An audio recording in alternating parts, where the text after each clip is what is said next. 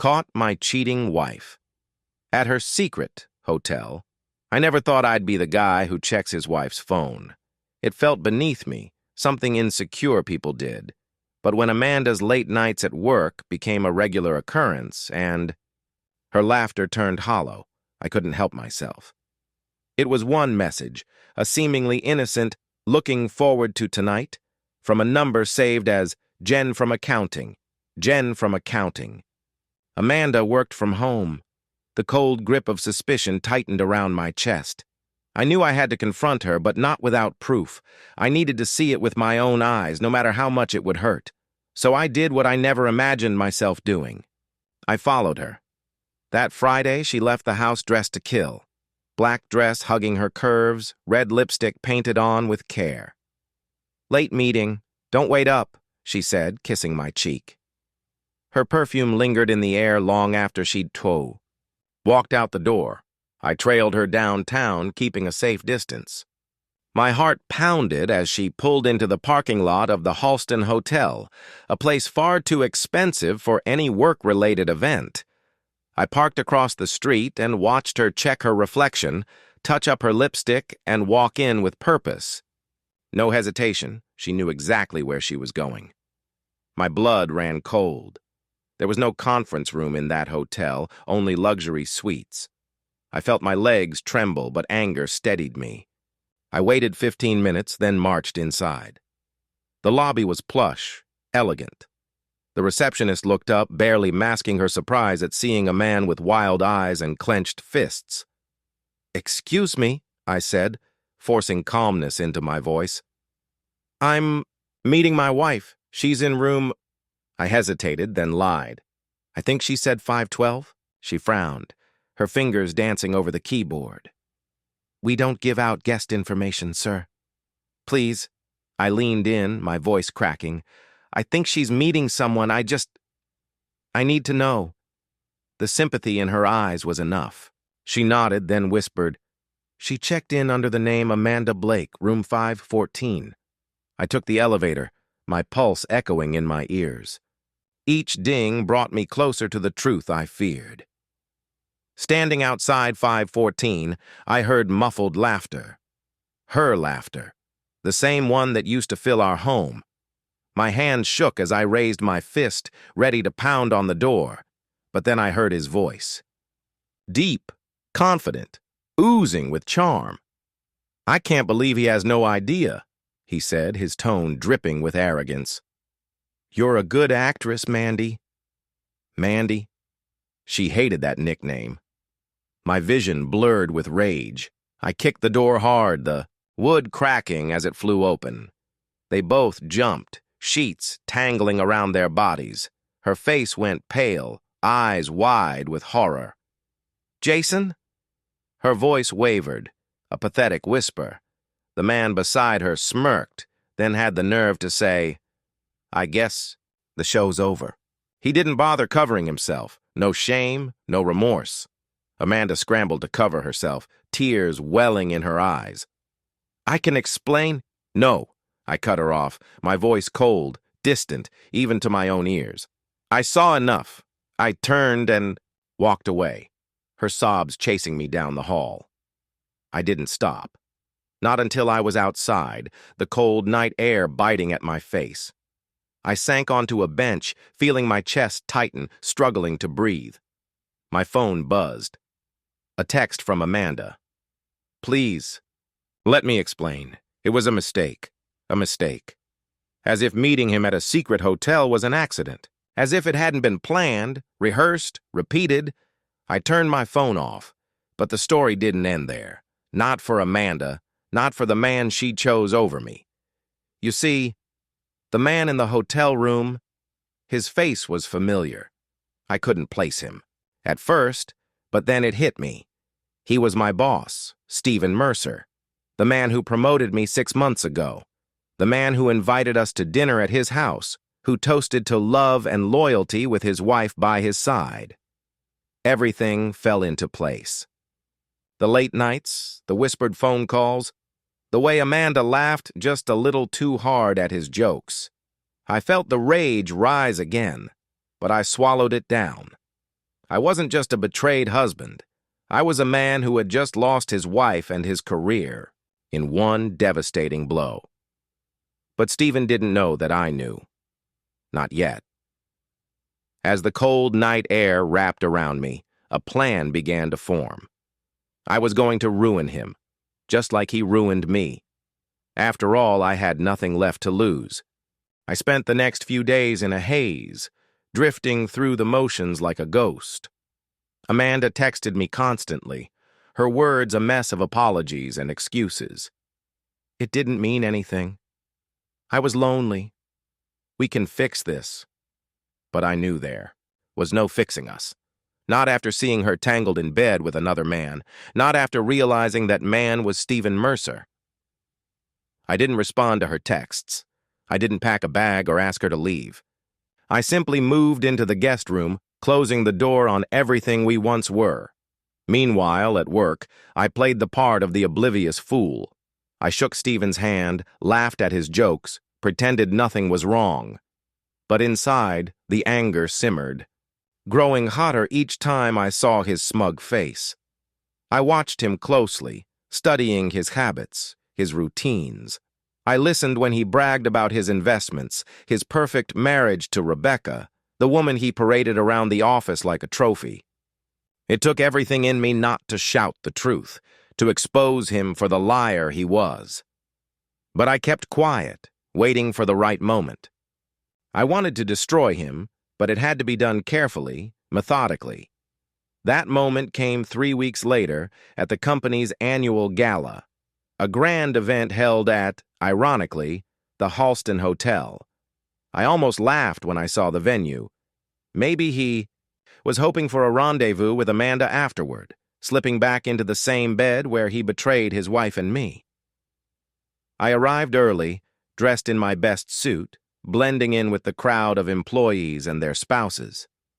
I watched Stephen play the charming CEO, his arm wrapped around Rebecca's waist as he worked the room, his smile bright, his laugh loud. Amanda showed up an hour later. She looked stunning in a midnight blue gown, her hair cascading over her shoulders. She spotted me and hesitated, her eyes pleading, but I turned away, making my way to the bar. Stephen's eyes followed her. A brief flicker of lust crossed his face before he hid it behind a practiced smile.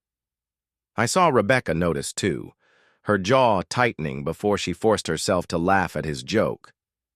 Interesting. Maybe she wasn't as clueless as I thought. I nursed my drink, watching the cracks in Stephen's perfect image. The way he looked at Amanda when he thought no one was watching. The way he flirted with the younger interns, his hand lingering a second too long on their arms. The way Rebecca's smile faltered each time, her fingers tightening around her glass. The man was a time bomb. All he needed was a little push. I waited until he was on stage, delivering a speech about integrity and leadership. I almost choked on my drink at the irony. I slipped away to the hotel lobby, pulling out my phone. I had spent the last few weeks gathering evidence, piecing together his lies. Photos of him entering the hotel with Amanda. Copies of texts I recovered from Amanda's phone while she slept, detailing their affair. Bank statements showing company. Funds funneled into a private account, likely used for their little escapades. I sent everything to Rebecca. It didn't take long. I watched from the shadows as she pulled out her phone, her face paling as she scrolled through the messages. Her hands trembled, her eyes flicking up to Stephen on stage, then to Amanda, standing near the bar. I could see the realization hit her, the betrayal sinking in. Her expression hardened, anger replacing shock. Rebecca walked up to the stage, her heels clicking against the marble floor, echoing through the hall as the room fell silent. Stephen looked down, confused, then concerned as she climbed the stairs, her face a mask of fury. She slapped him. Hard. The sound reverberated through the room, followed by a stunned silence. "You lying, cheating bastard," she hissed, her voice carrying over the microphone. "Sleeping with her?" She pointed at Amanda, who stood frozen, eyes wide with horror. "Using company money to fund your affair?" The room erupted into whispers, phones flashing as people captured the scene. Stephen stood there, speechless, his face turning red as his perfect life crumbled around him. Rebecca threw her wedding ring at his feet, then stormed off, head held high. I watched Amanda follow her out, tears streaming down her face, ignored by everyone as they gathered around Stephen, demanding answers. His empire was falling, his reputation shattered. I stepped outside, breathing in the cold night air. I could hear the chaos inside, the gasps, the murmurs, the shattered illusions. It was over. I had destroyed him, just like he destroyed me. My phone buzzed. A text from Amanda. "How could you? You ruined everything." I deleted it. She had ruined us long before I set my plan in motion. I walked away, feeling lighter than I had in weeks. I didn't know what would come next. Divorce, a fresh start, maybe even forgiveness someday. But for now, I was content knowing that Stephen Mercer was exactly where he deserved to be, alone, humiliated, and exposed for the fraud he was. The days that followed were a whirlwind of fallout and scandal. Stephen's affair was the headline of every office whisper, his once-admired reputation reduced to a cruel joke. Rebecca filed for divorce almost immediately, her lawyers moving swiftly and ruthlessly. Rumor had it she took him for everything, including his stake in the company. Amanda tried calling me multiple times, but I ignored her. I moved out of the house and into a small apartment downtown. It was sparse and lonely, but it was mine, free, from the lies and deceit that had poisoned my marriage. One evening, there was a knock on my door. I opened it to find Amanda standing there, her face pale, her eyes swollen from crying.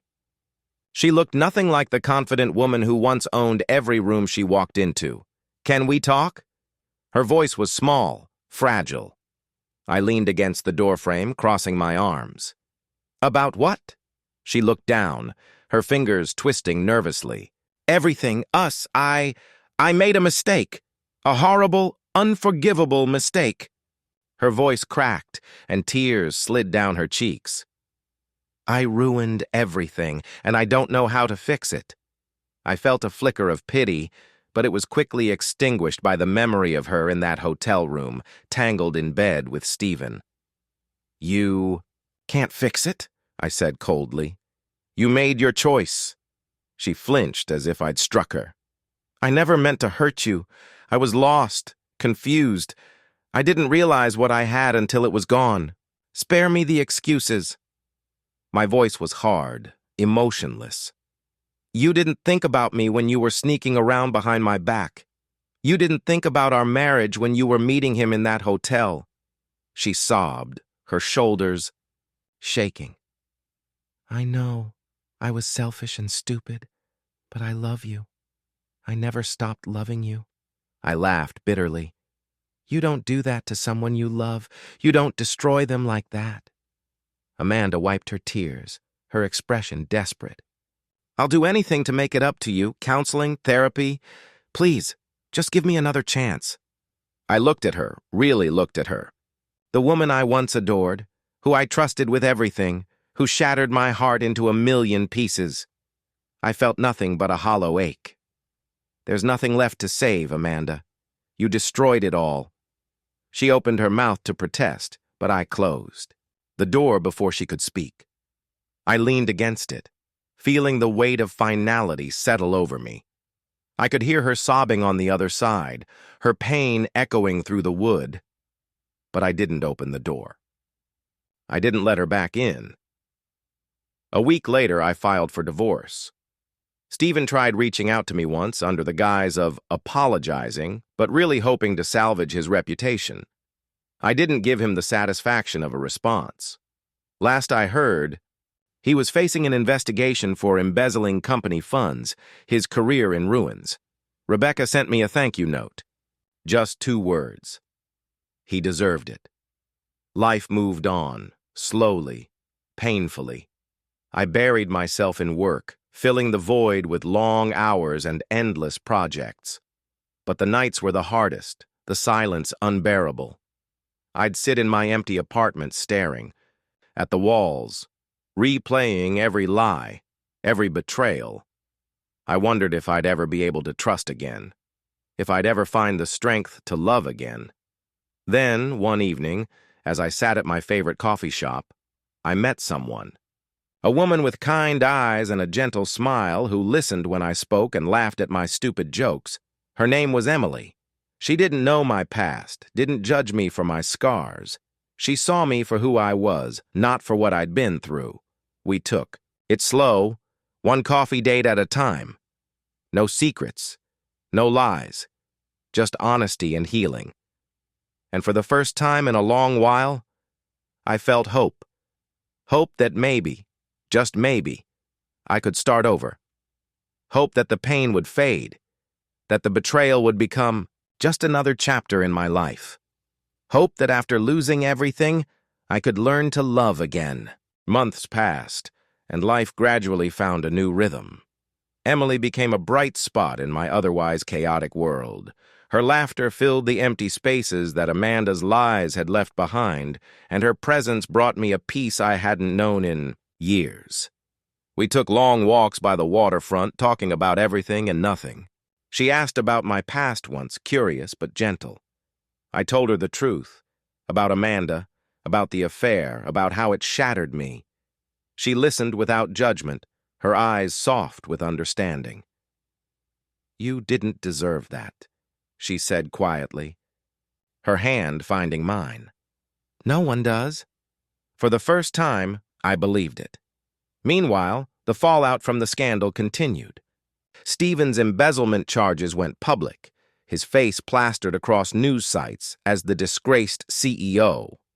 Rebecca's divorce attorneys were relentless, tearing apart his finances and exposing every lie he ever told. Amanda tried reaching out again, sending long, emotional emails that I never answered. She claimed she was lost without me, that she missed me, that she was willing to do anything to fix the damage she caused. But it was too late. I had nothing left to give her. One evening, I ran into her by chance at a grocery store. She looked thinner, exhausted, as if the weight of her choices had finally caught up to her. Her eyes widened when she saw me, a flicker of hope breaking through her sadness. "Hi," she whispered, her voice tentative. I nodded, keeping my distance. "Amanda." She looked down, twisting her fingers nervously. How are you?" "I'm fine," I said simply, refusing to let her see how much she once hurt me. She swallowed hard, her eyes shimmering. "I'm glad. I never meant for any of this to happen. I never meant to lose you." I looked at her, feeling an odd sense of detachment. The woman who once meant everything to me was now just a stranger with familiar eyes. "You made your choices. We both have to live with them." Tears spilled over her cheeks, but she didn't look away. "I know. I'm so sorry for everything." I believed her, but it didn't change anything. "Take care of yourself, Amanda." I walked away before she could respond, leaving her standing, alone in the aisle, clutching a basket of groceries. I didn't look back. Time continued to pass, and my heart slowly mended. Emily and I grew closer, our relationship built on trust and respect. There were no secrets between us, no shadows lurking in the corners. One night, as we sat on my balcony watching the city lights, she rested her head on my shoulder and whispered, "I love you." The words took me by surprise, my heart skipping a beat. I turned to face her, my chest tightening with a mix of fear and hope. I didn't think I'd ever hear that again." She smiled, her eyes warm and patient. "You're safe with me, I promise." I believed her. And for the first time since Amanda's betrayal, I felt ready to open my heart again. "I love you too," I whispered, pulling her close. We stayed like that for a while, wrapped in each other's arms, healing together. Stephen's downfall continued to make headlines, his empire crumbling under the weight of his lies. Amanda disappeared from my life completely. Her last message, a simple goodbye, that I chose not to respond to. It was over. The pain, the anger, the betrayal, all of it was finally behind me. I was free. Free to start over. Free to love again, and I did, with Emily by my side, rebuilding my life one day at a time. I knew then that I couldn't wait for them to strike again. It was time to go on the offensive. The next morning, I hired a private investigator, Sam Nichols, a retired detective known for his relentless pursuit of the truth. If anyone could find out who was behind this, it was him. Sam took one look at the messages and frowned. Someone's playing a sick game with you. This isn't just harassment, it's personal. I nodded, my jaw clenched. They've been in my apartment. They know about Emily. They're not going to stop. Sam's expression hardened. Then we find out who they are before they get any closer. We traced the numbers, but they led to burner phones. Dead ends. Whoever was behind this knew exactly how to cover their tracks, but they made one mistake. They underestimated Sam's resourcefulness. He pulled surveillance footage from around my building the night of the break-in. Hours of grainy video, but Sam was patient. He watched every second, his eyes never leaving the screen. Then he found it. A figure in a dark hoodie lingering near the entrance, slipping in behind another resident. They kept their face down, avoiding the cameras, but there was something familiar about their posture, their movements. My heart stopped when Sam froze the frame and zoomed in, a flash of blonde hair beneath the hood. Amanda. I felt sick. It didn't make sense. She was supposed to be gone, out of my life for good. Why would she come back now, and why torment me like this? Sam watched my reaction, his gaze sharp. You know who it is, don't you? I swallowed hard, nodding. My ex-wife, Amanda. He didn't look surprised. Hell hath no fury, huh? I wanted to believe it wasn't her, but the more I thought about it, the more it made sense. The messages, the break-in, the way she targeted Emily. It was all too personal, too calculated. But why? What did she have to gain by destroying my life again? Sam leaned back, his eyes narrowing. There's more to this. People don't just come back to ruin someone's life for no reason. What's her angle? I had no answer, but I knew someone who might. I found Stephen at a dingy bar on the edge of town, nursing a whiskey and looking like he hadn't slept in days. His once perfect suit was wrinkled, his hair disheveled. The mighty had truly fallen. He looked up as I approached, his eyes widening with fear. What the hell do you want? I didn't bother with pleasantries. Amanda's back, and she's targeting me. I need to know why. His face went pale, genuine fear flickering across his features. She promised she'd leave us alone. I leaned in, my voice low and dangerous. Us? What do you mean, us? He hesitated, his hands trembling as he reached for his drink. After everything blew up, she came to me. Said she lost everything because of you. Because of me. She was furious, unhinged. Blamed us for ruining her life. I felt a chill run down my spine. So what? She decided to ruin mine in return? Stephen's eyes darted around the room as if he expected her to appear out of the shadows. You don't understand. She was obsessed. Said if she couldn't have you, no one could. That you didn't deserve happiness after what we did to her. I took a step back, my mind reeling. This was beyond revenge. It was obsession, pure and simple. Amanda wasn't just trying to hurt me. She was trying to destroy me. But why now? What had triggered her return? Stephen's voice dropped to a whisper, his face pale. She said she'd make you pay. That she'd take away everything you love. Just like you did to her. My blood ran cold. Emily! I bolted out of the bar, my heart racing as I called Emily's phone. It went straight to voicemail. Panic seized me. I called again. And again. Nothing. I raced home, my tires screeching as I pulled into the driveway. The front door was ajar, just like that night weeks ago. I burst inside, my voice shaking. "Emily? Emily!" Silence. My heart pounded as I ran from room to room, searching desperately. The apartment was empty, eerily quiet. Then I saw it. A note on the kitchen counter, written in Amanda's familiar handwriting. "You took everything from me. Now I'll do the same to you. She's mine now." The room spun, my knees threatening to buckle. Amanda had Emily. The phone buzzed in my pocket. Another message from an unknown number. "If you want her back, come alone. You know where to find me." I did. I knew exactly where Amanda was waiting. The old hotel. The place where it all began. Where I first discovered her affair. She was luring me back to the scene of the crime. And this time it felt like a trap I wouldn't walk away from. I stood there, staring at the note, my mind racing with fear and rage. Amanda had crossed a line, dragging Emily into her twisted revenge. I called Sam, my voice shaking. "She's got Emily. She wants me to come to the hotel alone." Sam's tone hardened. "Don't go alone. That's exactly what she wants."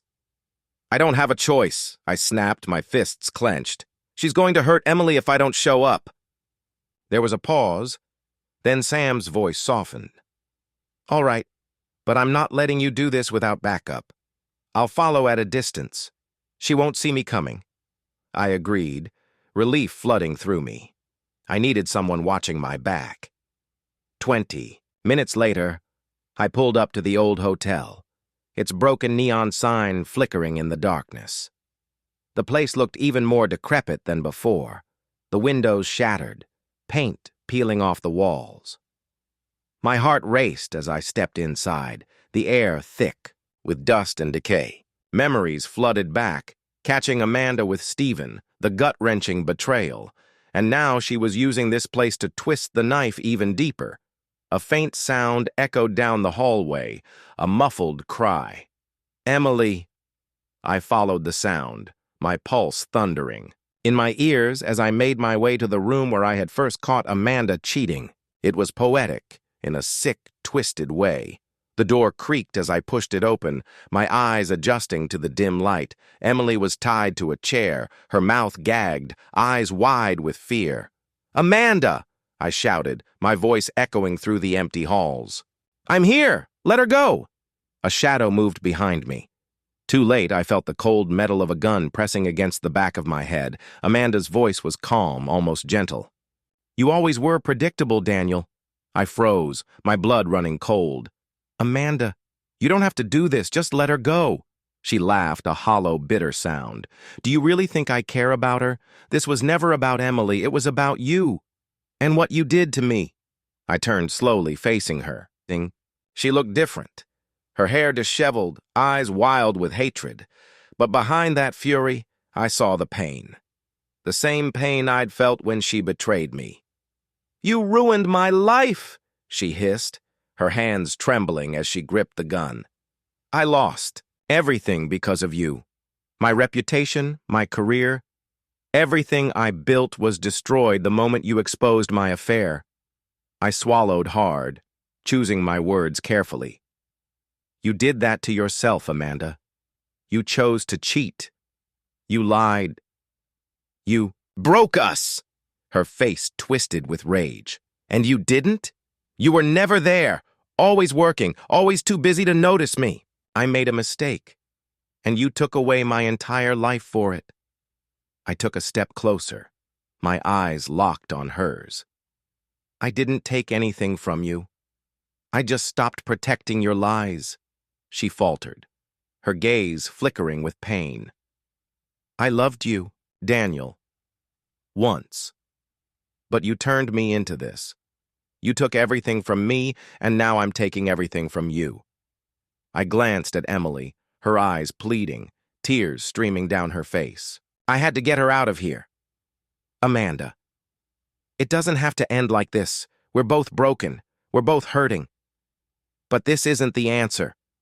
Her hands shook, the gun wavering. For a moment, I saw the woman I once loved, lost beneath, layers of anger and bitterness. But then her expression hardened. No, it ends here. It ends with you paying for everything you did to me. She pulled the trigger. The gunshot echoed through the room, deafening. But the pain never came. Amanda's eyes widened in shock, her body collapsing to the floor. Behind her stood Sam, his own gun smoking. I ran to Emily, untying her, pulling her into my arms. She sobbed, clinging to me, her body trembling. I was so scared. She said she was going to kill you. I held her close, my heart breaking. It's over. She can't hurt us anymore. Sam approached, his face grim. I didn't have a choice. She was going to shoot you. I looked down at Amanda's body, a wave of sorrow washing over me. She had been my wife once. I had loved her, trusted her. And now she was gone, consumed by her own hatred. I turned to Sam, my voice hollow. Call the police. Let's end this nightmare. As the sirens wailed in the distance, I held Emily close, vowing to never let anything come between us again. Amanda's revenge was over, but the scars she left would haunt me forever. The end. Weeks passed since that night at the old hotel, but the memories haunted me like a ghost that wouldn't let go. I could still hear the echo of the gunshot, see the look of shock on Amanda's face as she fell, her anger dissolving into something almost peaceful. The police ruled it as self-defense, clearing Sam of any charges, but that didn't make the nightmares go away. I couldn't stop replaying everything in my mind. Amanda's brokenness, her descent into madness.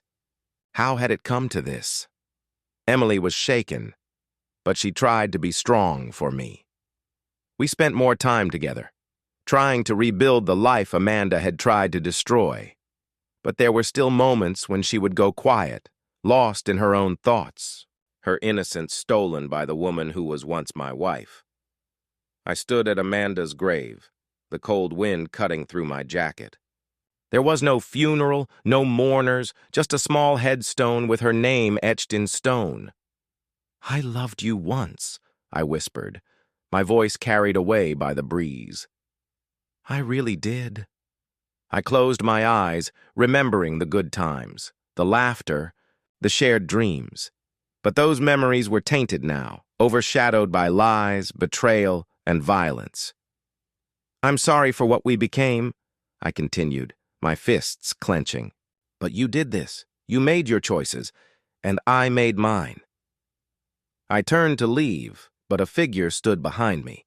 I recognized him instantly. Stephen. He looked different, his face pale and haunted. You came, I said, my voice flat. Stephen's shoulders sagged. I loved her too, you know. I looked back at the grave, bitterness twisting in my chest. Yeah, I know. She was broken, he said, his voice trembling. I never saw it. I never understood how much he was hurting until it was too late. I wanted to hate him, to blame him for everything. But standing there, I realized he was just as lost as I was. We were both victims of her lies and her pain. She made her choices, I said, echoing my own thoughts. We can't change that, but we can learn from them.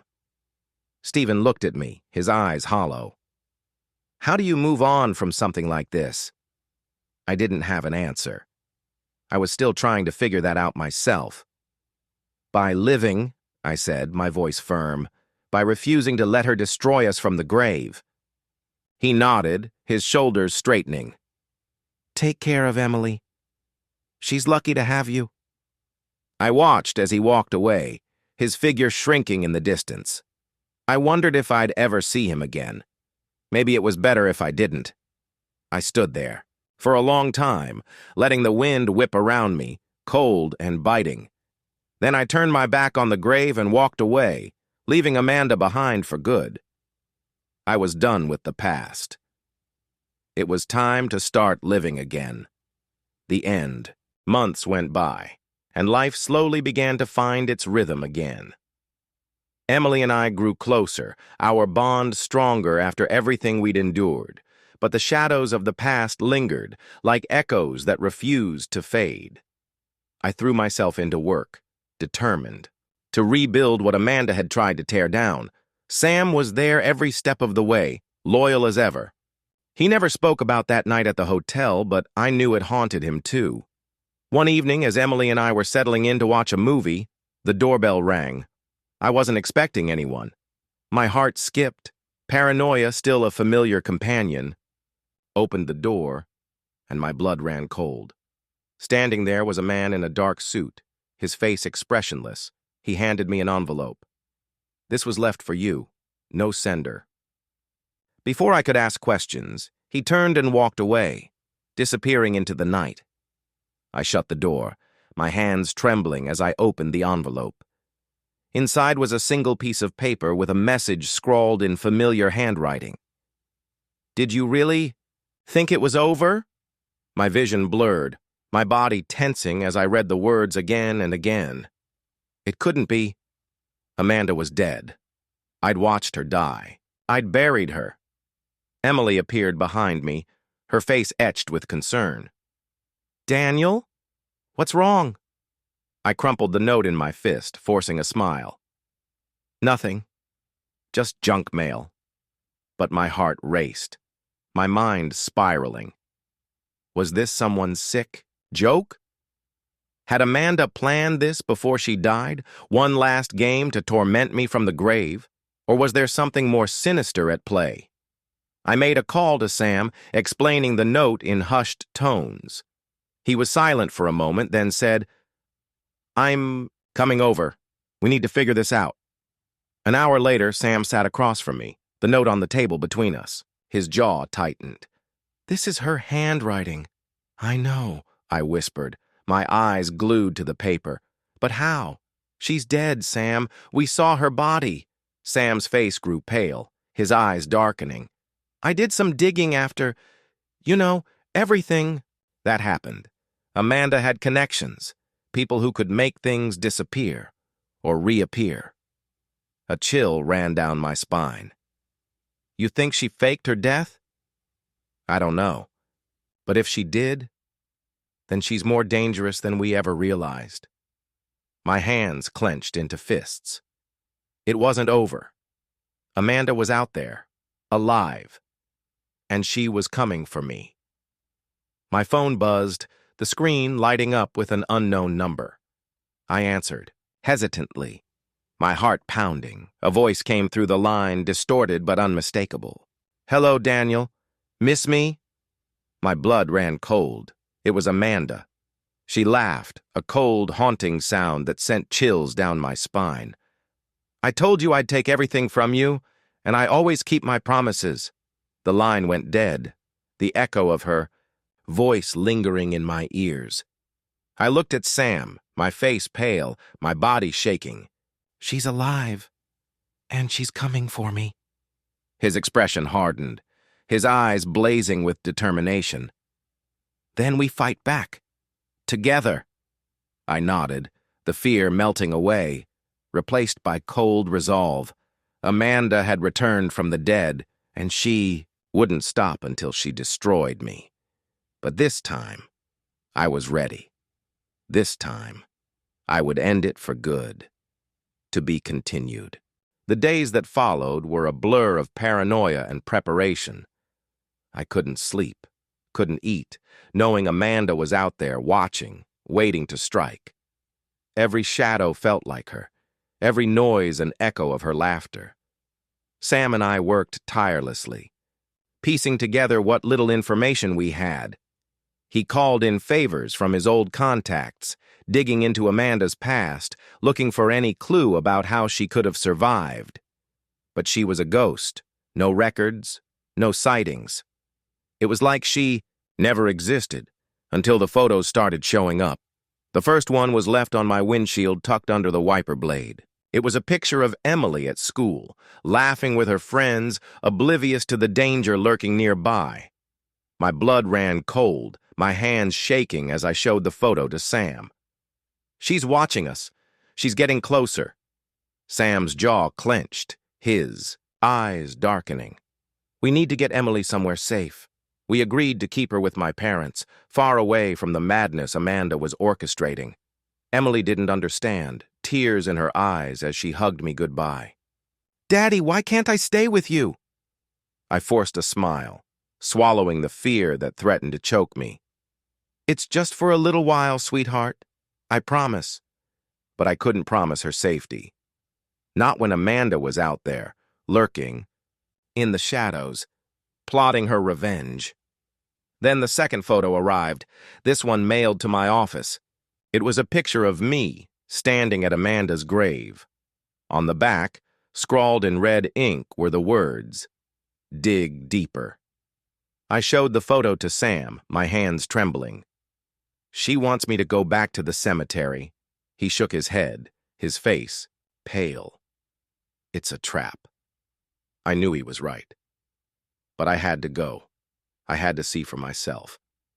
That night we went together, armed and on high alert. The cemetery was silent, eerie under the pale moonlight. Amanda's grave was just as I'd left it, undisturbed, until I saw the fresh dirt at the base of the headstone. My heart pounded as I fell to my knees, digging frantically.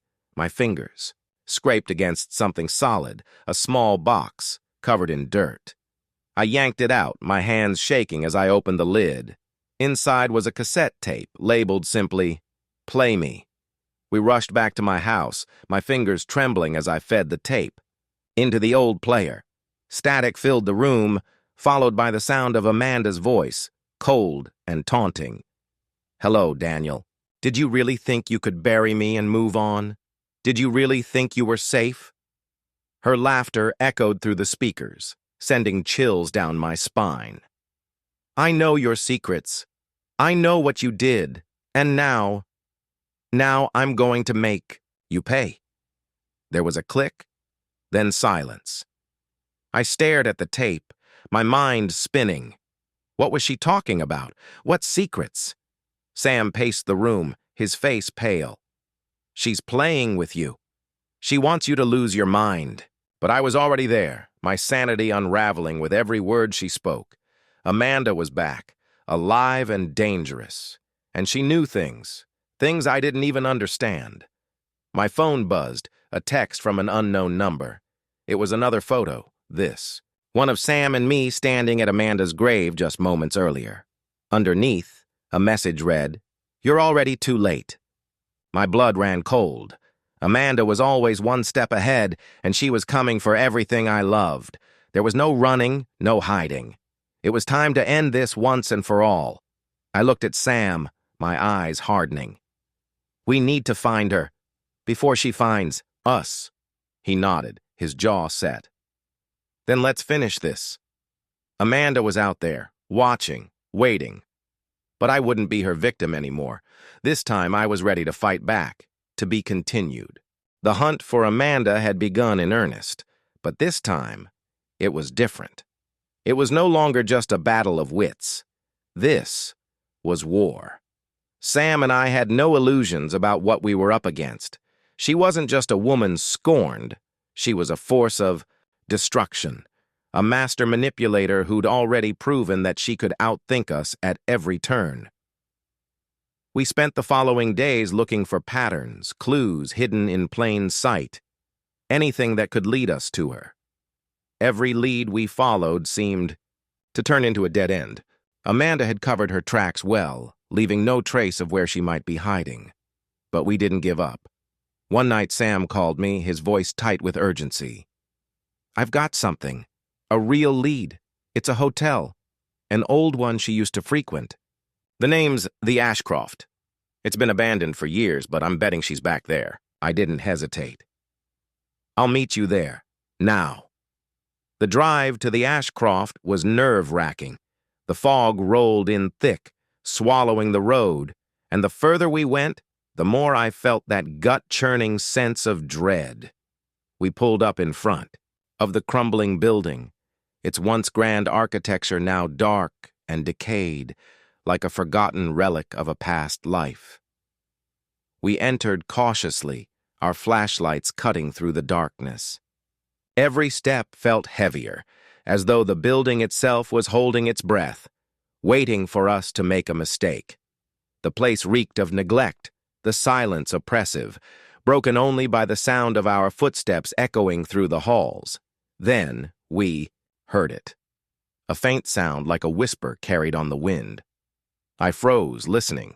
It came again, closer this time. A soft giggle, low and mocking.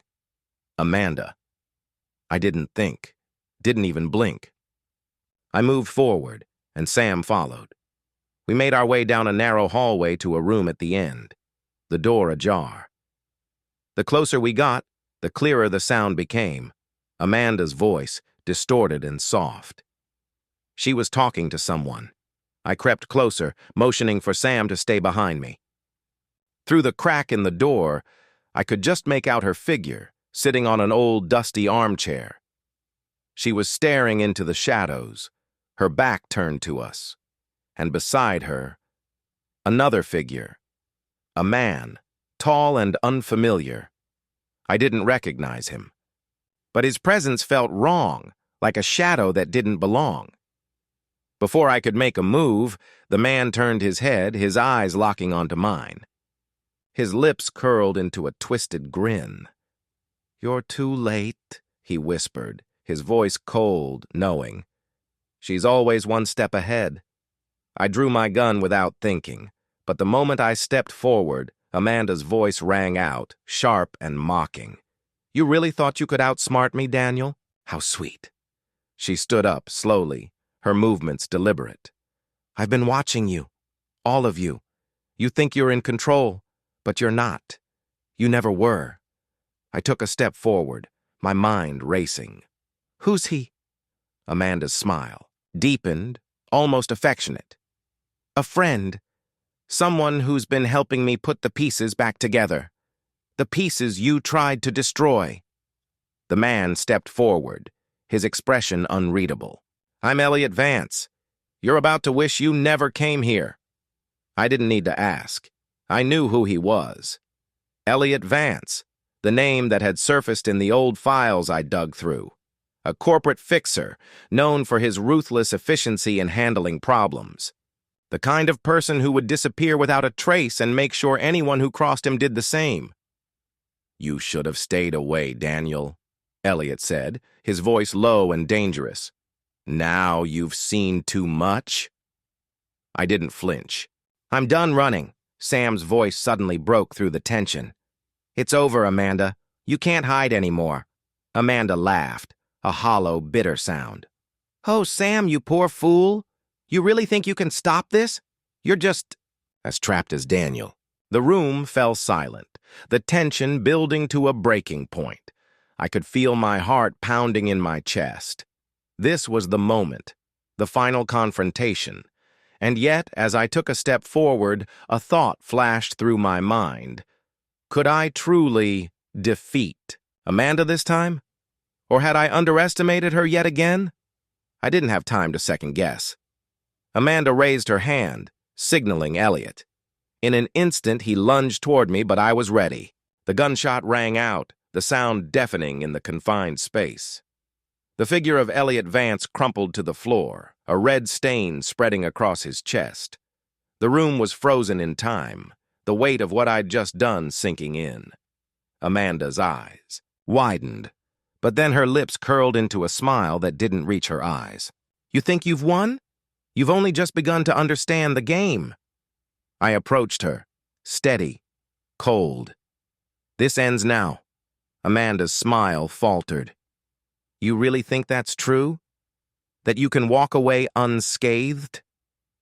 She shook her head. "You don't know the full extent of what you're dealing with. You'll never escape me." I took a breath, steadying myself. "I'm not running anymore." Then I turned and walked away, leaving Amanda behind, alone in her lies and illusions. The days after that night were quiet, unsettlingly so. I had survived the confrontation with Amanda and Elliot, but it was clear that Amanda's words had stayed with me. "You'll never escape me." Her voice echoed in my mind, a constant reminder that even though I had won this battle, the war was far from over. I didn't trust that the threat was finished. There was always the nagging feeling that she was still out there, watching, waiting for the right moment to strike again. I stayed close to my family, keeping them under tight security. Emily remained with my parents, safe from the chaos that had consumed my life. I didn't want her anywhere near the madness. She deserved better. But the constant surveillance, the nights spent checking locks and windows, the endless wondering if Amanda would make her move again, it all weighed on me. I couldn't help but wonder if I had truly escaped. Or had I merely walked into the eye of the storm? The real question was, what was Amanda's endgame? She had orchestrated this entire nightmare, brought Elliot into the picture, played me like a pawn. But what was the ultimate goal? The more I thought about it, the more I realized that I didn't know her well enough to predict what she'd do next, and that made her even more dangerous. Then came the call. I was sitting in my study, going through old files on Amanda's past, trying to make sense of the puzzle she'd left behind when the phone rang. I glanced at the screen. Unknown number. Against my better judgment, I picked up. "Daniel," a voice said, smooth and cold, almost familiar. "We need to talk." I froze. It was Amanda. "You're not as clever as you think you are," she continued, her voice dripping with disdain.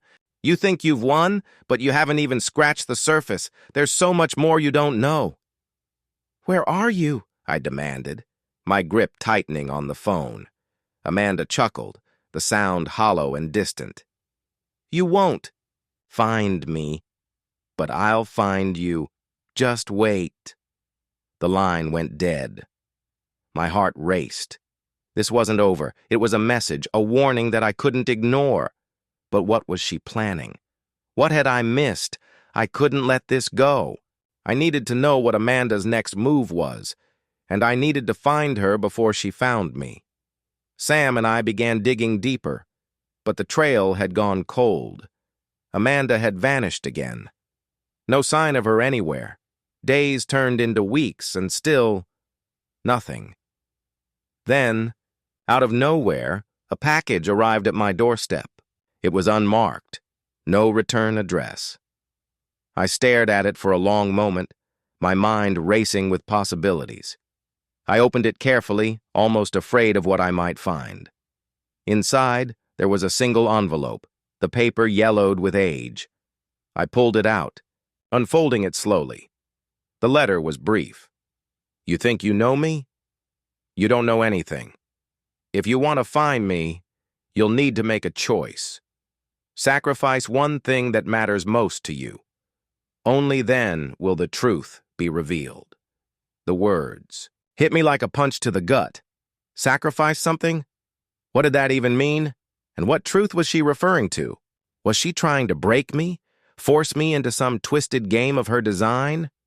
I didn't know what to do with this new challenge, but I knew one thing. Amanda had always been unpredictable. She wasn't just playing a game, she was testing me, pushing me to my limits. I needed to make a decision, but I wasn't sure what sacrifice she wanted me to make. And more importantly, was I willing to pay the price to finally uncover her secrets? The questions gnawed at me, and the weight of them settled in my chest like a stone. I needed answers. The only way to get them was to follow her game. But what was the cost? The hours stretched on, each minute filled with uncertainty. Could I trust Amanda's cryptic message? Or was this just another one of her mind games? The truth was, I wasn't sure. But one thing was clear. Amanda wasn't done with me yet, and this time, I had to be ready for whatever she threw my way. The game was far from over, to be continued. Days blurred together as I weighed the consequences of Amanda's cryptic message. The pressure to make a choice gnawed at me, a constant presence in the back of my mind. Sacrifice something? But what? What did she want me to give up? The possibilities circled endlessly in my thoughts. My life, my sanity, my family? Or was it something even deeper, a part of me I hadn't yet realized? Amanda knew me well enough to know that I'd struggle with this, that I'd second-guess every step. But I couldn't wait forever. If I wanted to end this, to finally be free, I had to make a move. I thought about the only thing that truly mattered to me: Emily. If Amanda was forcing me into a corner, would I be willing to sacrifice my relationship with my daughter to find the truth? To put an end to the madness she'd started? I couldn't make that choice. Not yet. But I knew one thing for sure. I needed answers. I couldn't let Amanda dictate my every move. She was playing me like a puppet, pulling strings and laughing from the shadows. I grabbed my phone and called Sam. "We're meeting tonight," I said, voice steady despite the storm brewing inside me. "We need to discuss this. Amanda's making her move, and I don't know what she's planning next." Sam agreed, his voice just as sharp with determination. "I've been digging through some old records. There's something I found, something I think you need to see. Let's meet at the old warehouse, same place we found her last." The familiar location gave me no comfort, but it felt like the only place where I might uncover something real. That night, Sam and I stood in front of the dilapidated warehouse, the same place where everything had started to unravel. But this time, it wasn't just about Amanda or Elliot. It was about me, about taking control of the narrative. We stepped inside, the faint sound of dripping water echoing in the abandoned space. Sam pulled out a folder, tossing it onto the table in front of me. His eyes were sharp, scanning the room. "Here's what I found," he said, opening the folder to reveal a series of photographs.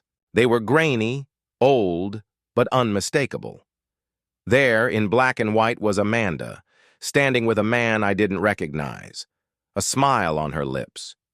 But it wasn't just any man. This was someone important, someone with power, someone I could feel, the shadow of just by looking at the photo. "Who is this?" I asked, my voice low, tight with the realization that I was only now starting to see the full extent of Amanda's web. Sam didn't answer immediately. He flipped through more pages, each one revealing more about the man, his name, his affiliations, his connections to Amanda's past. His name was Victor Clark, a high-profile business tycoon with ties to some of the most dangerous people in the city. I felt the pieces click into place, but it didn't make sense. Why had Amanda been involved with him? What did he have to do with the chaos she'd left in her wake? Then it hit me. Victor Clark was no ordinary businessman. He was known for his ability to manipulate people, to control situations from behind the scenes. In some circles, they even called him the puppeteer. And suddenly, I understood. Amanda hadn't been working alone. She'd been part of something much bigger, a game where I had only been a pawn. "We have to find her," I said, the words like a command.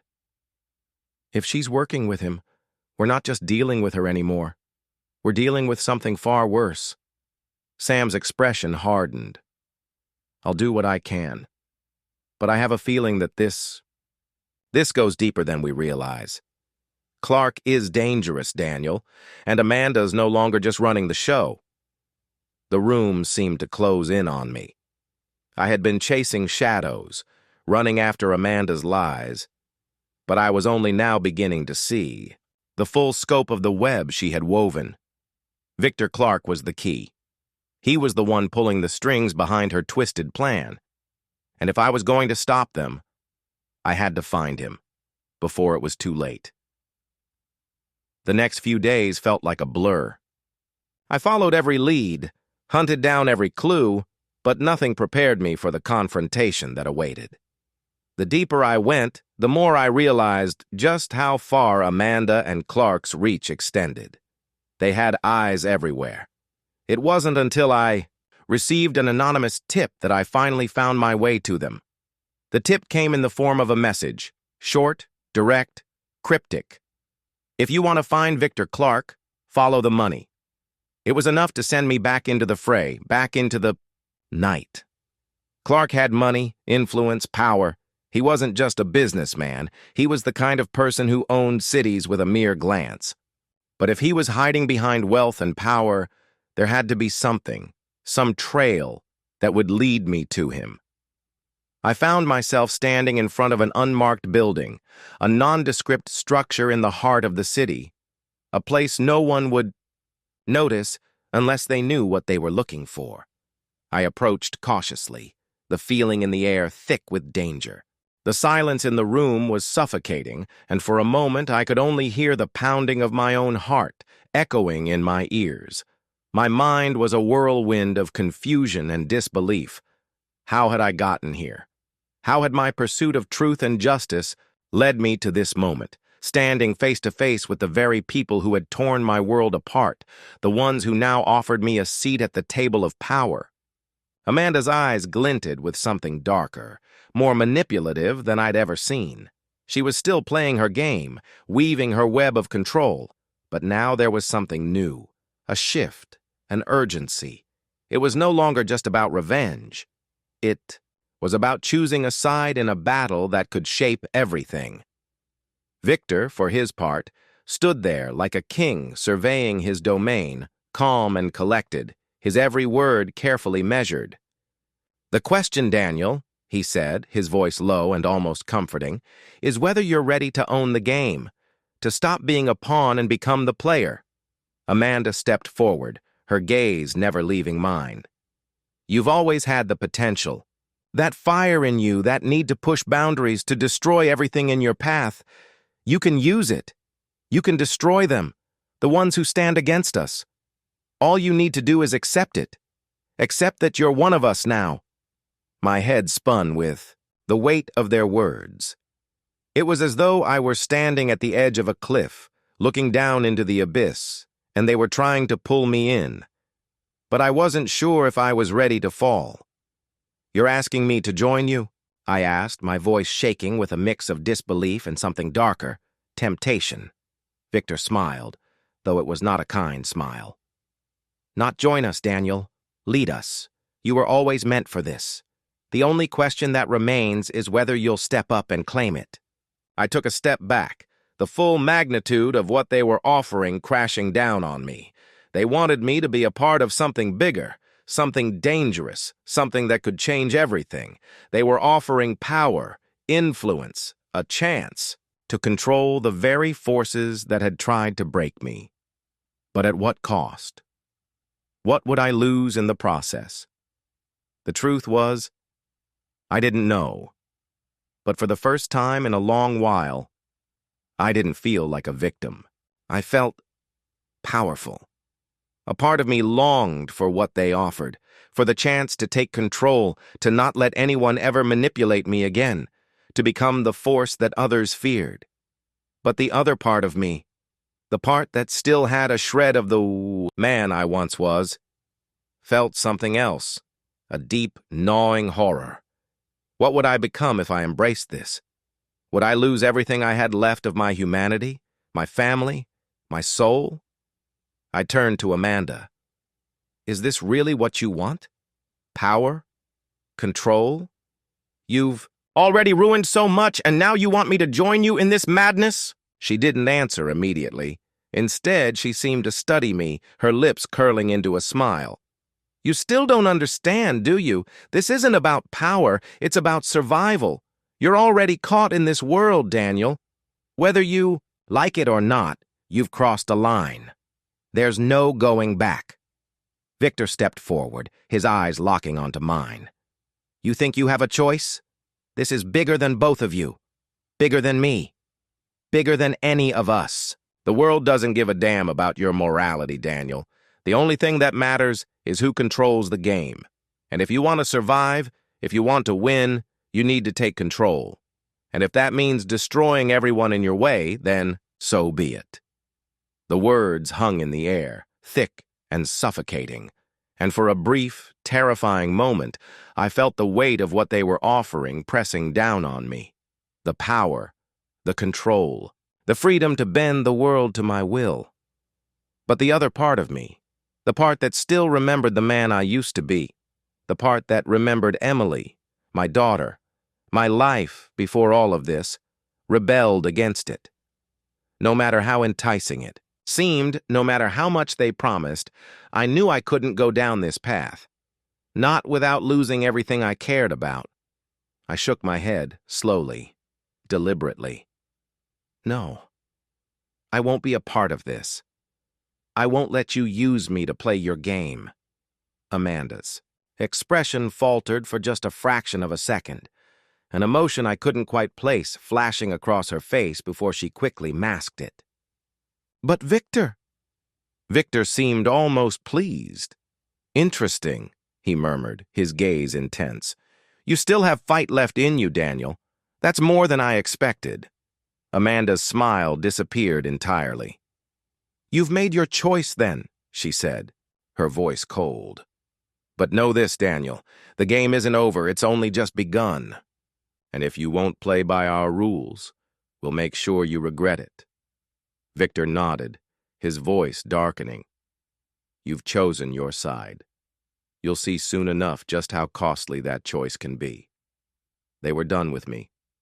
But as I turned to leave, the weight of their words stayed with me, lingering like a dark cloud, threatening to follow me wherever I went. The weight of my decision hung heavy as I walked away from the hotel, my steps slow, deliberate. The chill of the night air didn't ease the storm raging inside me. What had I just done? Refused their offer, spurned their power. But did I truly have a choice? The consequences hadn't hit me yet, not fully. But I could feel them coming, creeping closer with every step. I knew Amanda and Victor wouldn't let me go easily. They were powerful, manipulative, masters of the game. And now, I was no longer just a pawn in their eyes. I was a threat. I pulled out my phone, dialing the only person I could trust at this point, Sophia. She had always been there, even when things seemed impossible. But the call went straight to voicemail. I couldn't risk her getting caught up in this, whatever this was. The city around me felt different now, as if I were walking through a shadow, everything cloaked in uncertainty. I headed toward my car, my mind racing. How had I not seen the bigger picture sooner? How had I let them pull me in so completely? As I reached the car, a familiar sound stopped me dead in my tracks, the soft click of a lock. I turned sharply, the hairs on the back of my neck standing on end. Standing in the shadows, partially obscured by the dim streetlight, was a figure. It was David Mercer. "What the hell are you doing here?" I growled, instinctively reaching for the handgun tucked under my jacket. The cold, metallic weight of it gave me a fleeting sense of control. Mercer raised his hands in mock surrender, his expression unreadable. "Relax, Daniel. I'm not here to fight." His voice was smooth, practiced. He had always been good at pretending. He wasn't just as deep in this mess as the rest of us. "What do you want?" I asked, my hand still on the gun, though I didn't pull it out. "Information," he said, stepping forward slowly. "You made a mistake, Daniel. You think you've escaped the game, but you're wrong. You're in deeper than ever." I scowled. "I already made my choice. I don't need your advice." Mercer's lips twitched into a faint smile, like he knew something I didn't. "Oh, I know, but what you don't realize is that your refusal, your choice, Daniel, it's only going to make things worse. You're too valuable to just be ignored. They won't let you walk away, and neither will I." I felt my pulse quicken, a tight knot forming in my stomach. "What do you mean by that?" He stepped closer, lowering his voice. "Amanda and Victor, they've been playing you the entire time, but they've been playing me too. You're a piece on the board, Daniel, but not the one they've been focused on. They need you, for one reason only."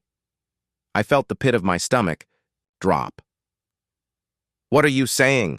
David looked at me seriously for the first time. "You're not just involved, Daniel. You're the key. The real game is about to begin, and whether you like it or not, you're already part of it. You think you can walk away, but that's not how this works. I stared at him, my mind racing. What had I walked into? What was the game they were playing, and where did I fit into it? I had tried to escape.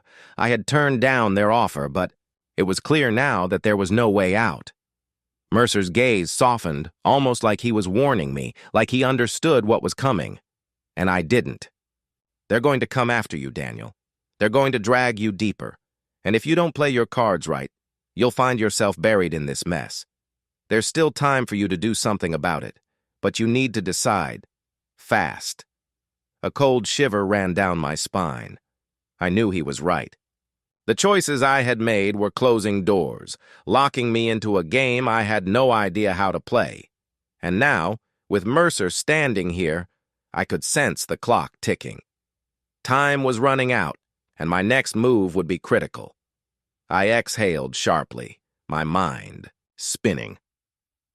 "What do you want me to do?" Mercer looked at me with a strange mix of pity and something else, something more calculating. "For now, you need to disappear. Get out of sight. They'll be looking for you, and they won't be gentle.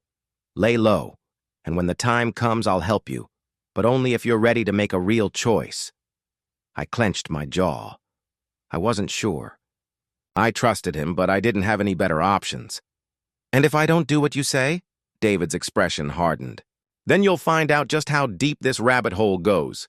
And it's a long way down, Daniel. A long way down."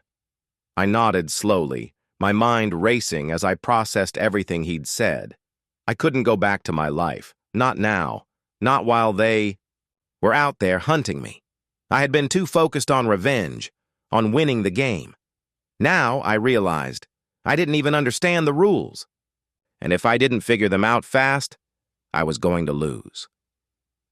Mercer turned and walked away, disappearing into the shadows of the night. And just like that, I was alone again. But this time, I wasn't running from the past. I was running from the future. From the choices I had made, the game was far from over. The weight of Mercer's words echoed in my mind, his warning haunting me as I stood in the dark alleyway. I hadn't realized it before, but I wasn't just caught in the crossfire. I was part of something much bigger, a game, a chessboard, where every move mattered, and I had just made the wrong one. I had thought I was in control, that by refusing to play their game, I could escape it. But now, it was clear. They were playing me. The very moment I chose to refuse their offer, to walk away, I had sealed my fate. There was no escape anymore. I walked back to my car, my hands shaking as I gripped the steering wheel. I needed time to think, to regroup. But as I pulled out into the night, I knew the clock was ticking. It wasn't just Amanda and Victor I had to worry about anymore. It was everyone. And Mercer was right. I was the key. The question was, what did that really mean? I pulled up to a quiet, out-of-the-way motel on the outskirts of town, far from my usual spots. The kind of place where no one would ask questions. I needed to lay low to figure out my next move without the constant threat of being watched. But even as I parked and shut off the engine, a gnawing suspicion began to settle deep in my gut. I wasn't alone. The hairs on the back of my neck prickled. I glanced around, but the street was empty. No cars, no people. But the unease remained. I grabbed my bag and stepped out of the car, walking quickly toward the motel office. As I approached, the door creaked open, and the manager, a wiry man with graying hair, stepped out. "You looking for a room?" he asked, eyeing me suspiciously. "Yeah," I said, forcing a calmness I didn't feel. "Just for the night." He handed me the key without another word. I paid in cash, not wanting to leave any trace behind, and quickly made my way to the room.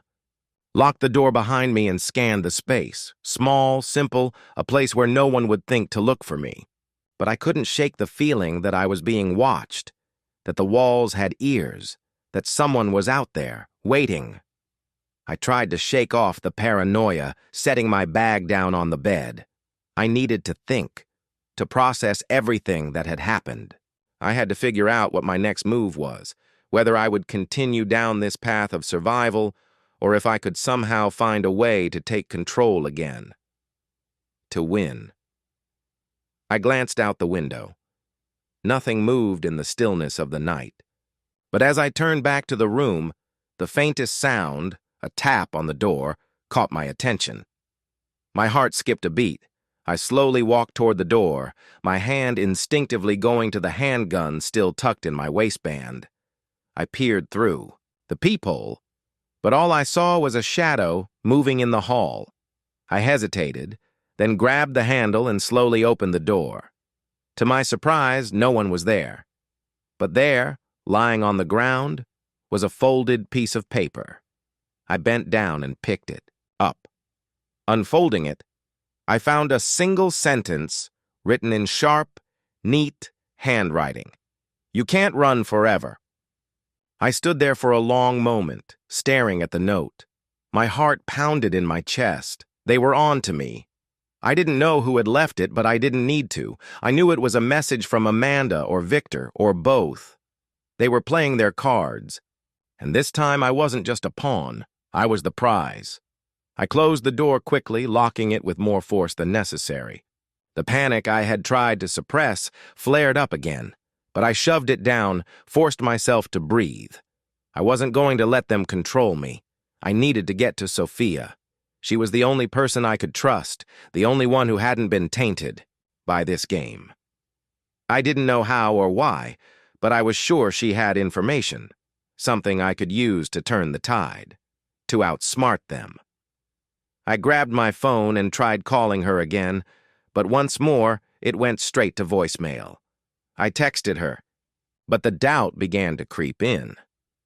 What if they had already gotten to her? What if she was in danger? I couldn't waste any more time.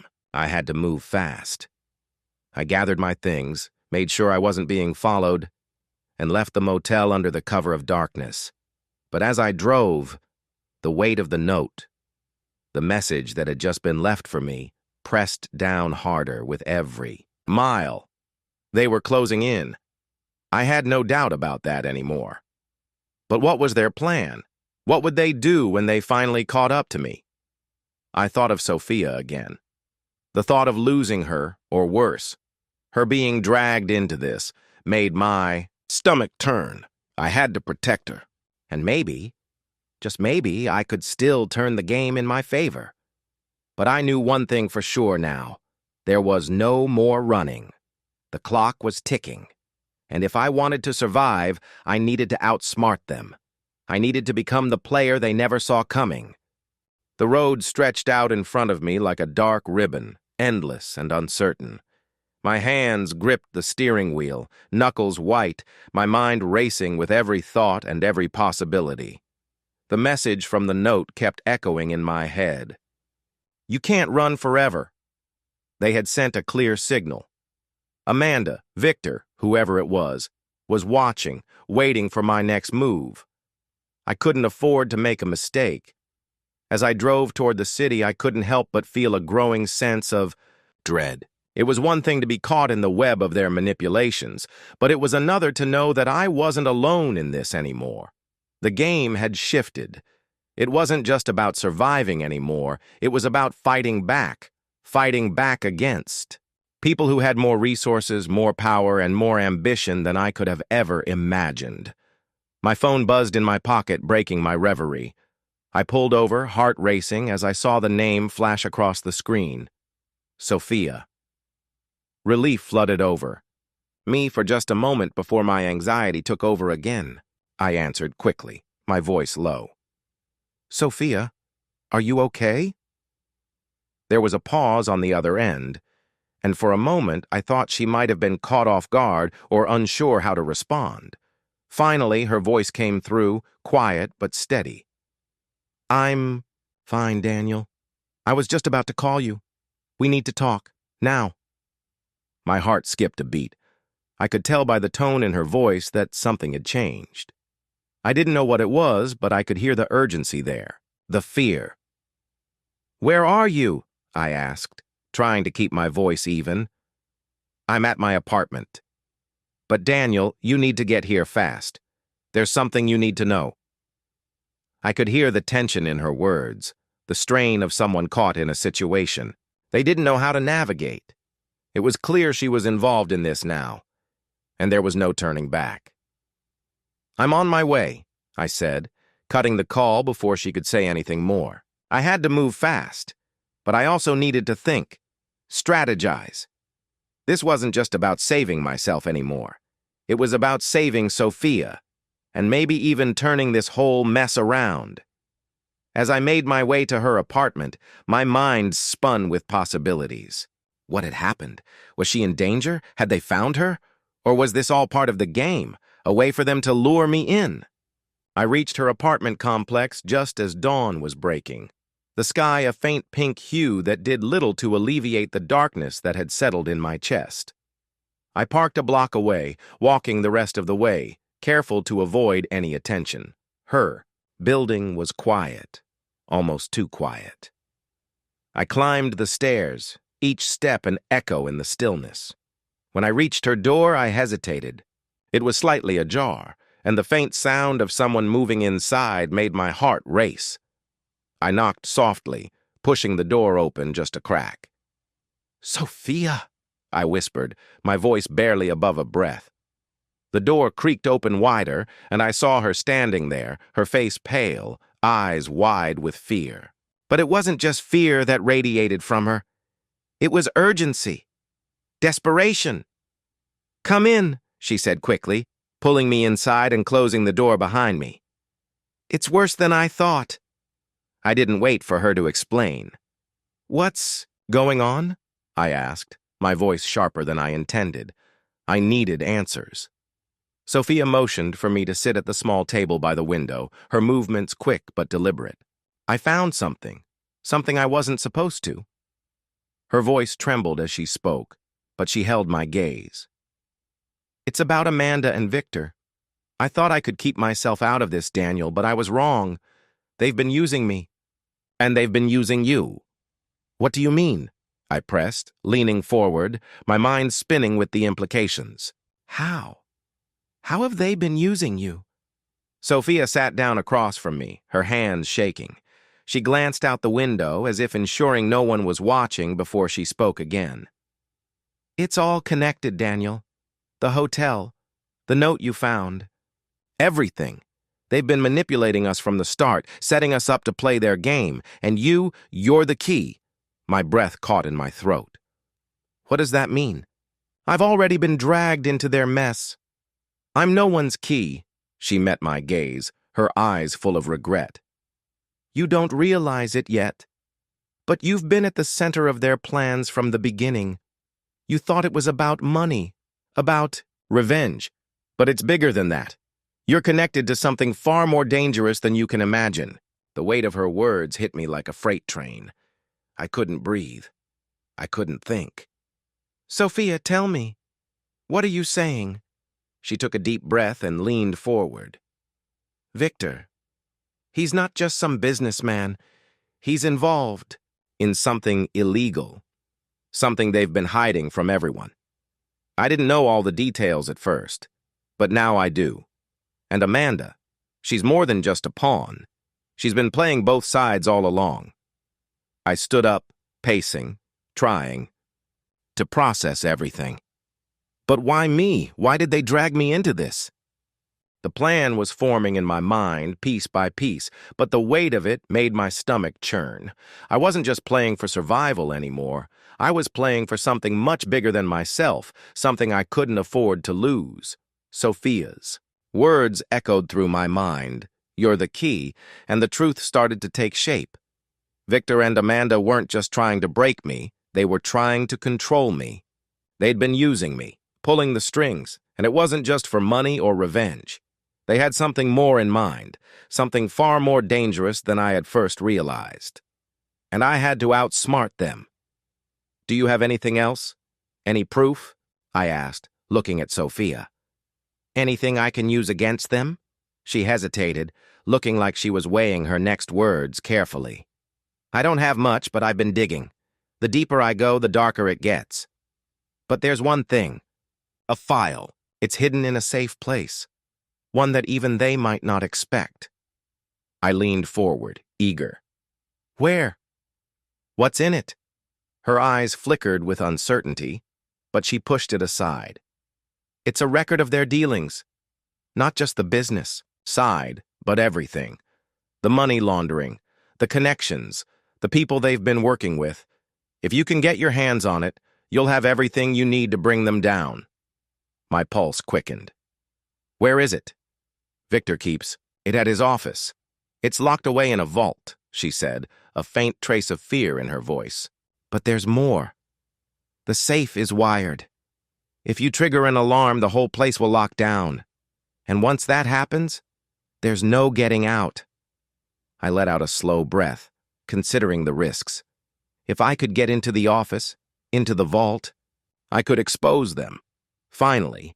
But the danger was overwhelming. I wasn't sure I could pull it off, but I had no choice. I'll need you to distract them, I said, my voice low but firm. Keep them busy while I get what I need. Sophia looked at me, her expression a mixture of fear and determination. I don't know if I can. They've already tried to pull me in deeper. What if they won't expect you? I cut her off, my mind already working through the details. You'll be the perfect diversion. I'll get the file, and then we'll be done. We'll end it. She seemed to hesitate for just a moment, but then nodded. Okay, I'll do it. But you need to be careful. If they find out what we're up to, I won't let that happen, I said, cutting her off. I didn't want to hear about the risks anymore. I was past the point of fear. It was all or nothing now. We spent the next hour planning. Every detail, every movement, everything had to be precise. One slip-up, one wrong move, and everything would fall apart. I couldn't afford that, not after everything I had already lost. When I finally left her apartment, the weight of the plan settled on my shoulders. I had to go after Victor. He was the linchpin, the one who could unravel everything I'd worked for. And I knew he'd be expecting me. I headed to the office, my heart pounding in my chest, my mind running through every possible scenario. The office was in a high-rise building downtown, a place where every entrance was watched, every hallway monitored. The odds were stacked against me, but I had to try. I arrived just before sunset, the sky painted in deep reds and oranges. The building loomed ahead, its glass windows reflecting the fading light. I parked across the street and watched, waiting for the right moment to move. I needed to be in and out before anyone knew I was there. Finally, I saw my opportunity. The front door opened and one of Victor's security team walked out for a smoke break. He was the weak link and I had to take advantage of it. I slipped into the building, blending in with the few other people coming and going. I kept my head down, moving quickly, not making eye contact with anyone. I passed the front desk where the receptionist was distracted by her phone and took the elevator up to the 16th floor. Victor's office was at the end of a long corridor. The vault was hidden behind a bookshelf in the back. I'd studied the building's layout in advance, and I knew exactly where it was. I reached the door to Victor's office and I paused, listening for any sounds. The hall was quiet, and I could feel my heartbeat in my ears. I reached for the doorknob, but before I could turn it, I heard footsteps approaching. My breath caught in my throat. I couldn't afford to be caught. Not now. I pulled back quickly and ducked into the nearest office, barely avoiding being seen. My heart hammered as I held my breath, praying that I hadn't been spotted. The footsteps passed, and I waited, counting every second until the hallway was silent again. Finally, I let out a slow breath and crept back toward the door. This time, I was sure no one was coming. I twisted the knob and stepped inside. The room was dark, lit only by the dim glow of the city skyline outside. I made my way to the back, toward the bookshelf, I held my breath, my hand hovering over the door as the footsteps drew closer. Panic surged through me, but I forced myself to stay calm. My mind raced, calculating the chances of escape. If I could make it to the stairwell before they noticed, I was gone. I might have a chance. But the thought of being caught, of all the work crumbling, made my chest tighten.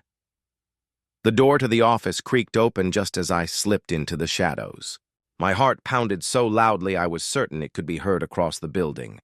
I crouched low, praying I hadn't been spotted. A figure emerged from the hallway, a security guard, his uniform stark under the overhead lights. He stepped into the office, scanning the room as he walked in. I flattened myself against the wall, clutching the file like my life depended on it, because, in a way, it did. The guard stayed in the office for a long moment, checking everything with meticulous care. My thoughts were a tangled mess of dread and anticipation. I couldn't move, couldn't risk a sound.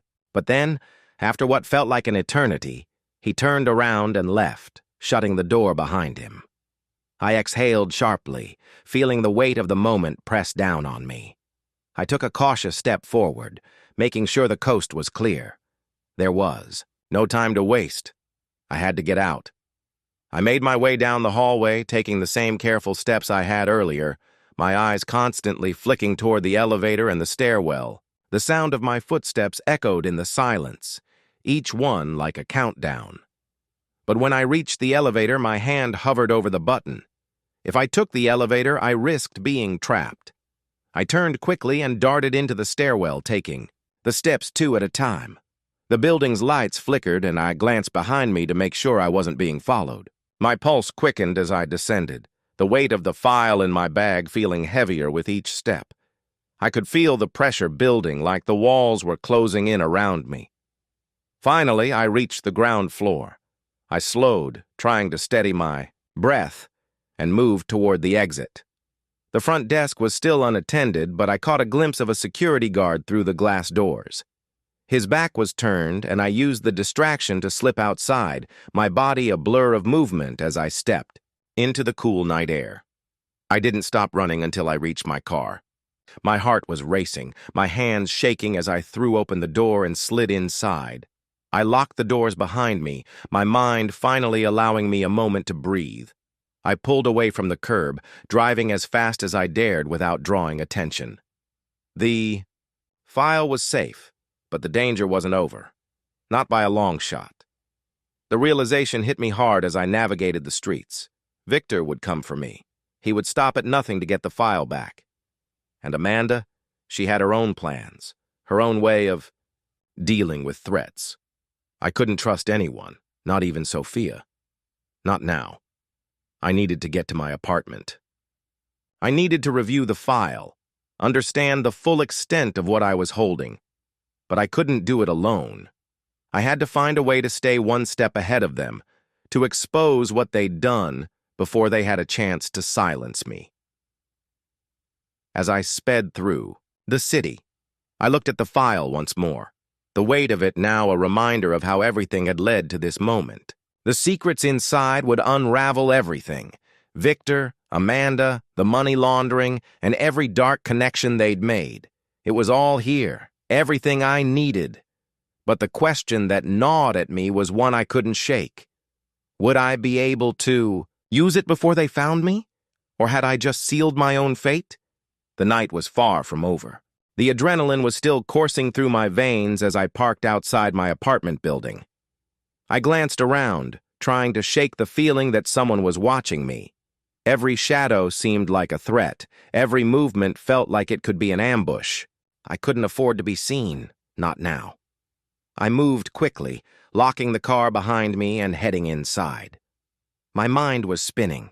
There was so much I needed to do, so much to piece together, but my immediate goal was simple: get the file open, absorb its contents, and figure out my next move. But I couldn't risk bringing it inside just yet. Not while the danger of being followed was so high. I took a deep breath and made my way to the alley beside my building, ducking behind a dumpster, away from any prying eyes. The night felt heavier here. The city sounds muffled by the concrete walls. I pulled the file from my bag and stared at it for a long moment before opening it. Inside, the first page made my heart stop. It was a detailed ledger, the kind of thing that would get anyone in serious trouble. Victor's entire operation laid bare in black and white. Names, dates, figures, accounts, it was all here. But then my eyes fell on something that made the blood in my veins freeze. There was a name I didn't recognize at first, Elliot Vance. Vance. The man Claire had been working with. The man who had nearly destroyed me. The same man who had disappeared from my life, but clearly not from Victor's.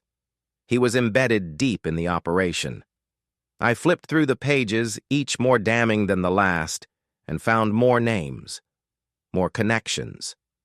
All roads led back to Victor and Amanda, but Elliot was the shadow figure, the one who had always been in the background, pulling strings without ever stepping into the light. I clenched my jaw, pushing the fear aside. This was bigger than I thought. If Victor was working with Vance, it meant that I wasn't just dealing with a betrayal. I was dealing with a network of corruption and deceit that stretched far beyond what I had originally believed. They weren't just trying to ruin me, they were trying to control everything. A sound broke my concentration. Footsteps. They were growing closer and my instincts kicked in. I stuffed the file back into my bag and ducked lower, flattening myself against the cold brick of the alley. The footsteps paused, just for a moment. I could hear the faint murmur of voices, hushed and conspiratorial.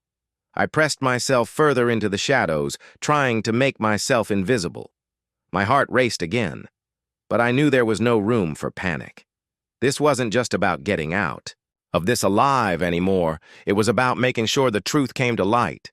The voices moved on, and I let out a breath I didn't realize I'd been holding. I wasn't safe.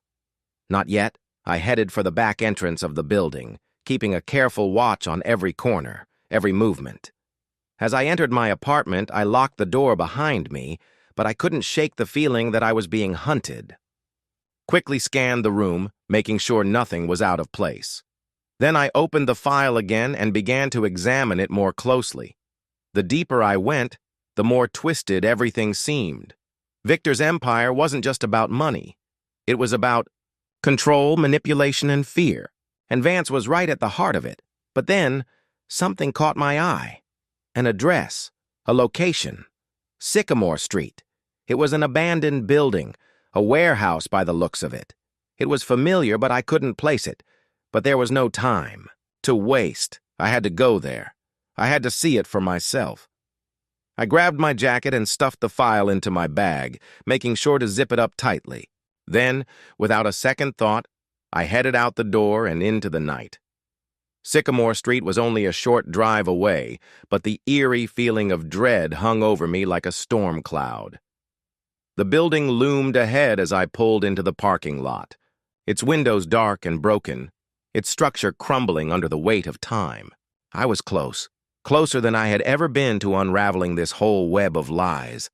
But as I stepped out of the car, I felt it. Something wasn't right. The air was too still, too heavy. I could sense that I wasn't alone. The hairs on the back of my neck stood up, and I couldn't shake the feeling that someone or something was watching me.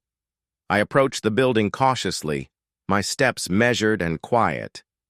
The door was slightly ajar, and I pushed it open with a creak that felt too loud in the stillness of the night. Inside, the warehouse was dimly lit by flickering overhead lights. The smell of dampness and decay filled the air. I moved deeper inside, my senses on high alert. I had to find the room, the one mentioned in the file. The address had to mean something. I walked slowly, scanning the area, listening for any movement. The silence was deafening. Suddenly, the door slammed shut behind me. My heart skipped a beat as I spun around. I wasn't alone anymore. A figure stepped from the shadows, tall, imposing. The voice sent a chill down my spine. My heart hammered in my chest, but I forced myself to stay calm. The figure stepped closer and the dim light revealed his face. It was a man I didn't recognize, but there was something cold about him, something menacing in the way he looked at me. He wasn't alone. Behind him, several others stepped forward, emerging from the shadows like silent predators. "Who are you?" I demanded, trying to keep my voice steady. The man smiled, but there was no warmth in it. "I should be asking you that question," he replied, his eyes narrowing. "You've been poking around in things that don't concern you. Not smart." My hand instinctively went to the bag at my side where the file was hidden, but I didn't dare reveal it. Not yet. "What do you want?" I asked, my mind racing for an escape plan. The man tilted his head slightly, considering me. "You're a curious one, aren't you? You've been digging, trying to uncover secrets that were never meant to see the light of day." His tone was almost amused, but I could hear the threat beneath it. "That file you're carrying, the one you think will save you, it's already too late for you." I took a step back, my instincts screaming at me to run. But I couldn't afford to lose my composure now. There had to be a way out of this. "Who are you working for?" I asked, trying to buy myself time. The man's smile faded, replaced by a cold, calculating look. "I work for people who don't like to be disturbed," he said, his voice low and dangerous. "And you've disturbed them, haven't you? You've been poking around where you shouldn't, asking the wrong questions, getting too close to the truth." I felt a surge of fear, but I quickly squashed it. I couldn't let him see how much I was shaking inside. I had to keep him talking, keep him distracted long enough to figure out my next move. "Why the warehouse?" I asked, my voice steady despite the growing tension. "What's so important here?" The man didn't answer immediately. Instead, he stepped closer, his eyes scanning me with unsettling intensity. "You're not here by chance, are you?" he said. "You came because you're looking for something. Something you think will change everything. But you're in over your head." I glanced around the room quickly, looking for an exit or something I could use as leverage. There had to be something. The man laughed, a low, throaty sound that didn't belong. "In this place, you're looking for answers, but the answers will only get you buried.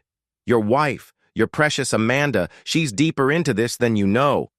You've been chasing ghosts, but the real players, the ones pulling the strings, you haven't even begun to understand who they are."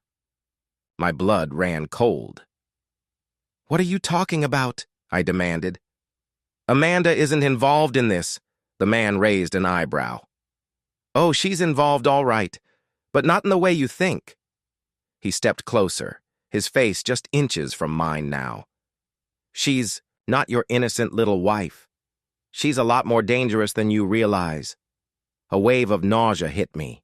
My mind spun with the implication of his words. Could it be true? Could everything I thought I knew about Amanda, about the betrayal, the lies, be a carefully orchestrated game? Had she been playing me from the start? The man stepped back, his eyes glinting with satisfaction at the turmoil he could see in my expression. "You've been used. You've been nothing but a pawn in a much bigger game, and now it's time to face the consequences."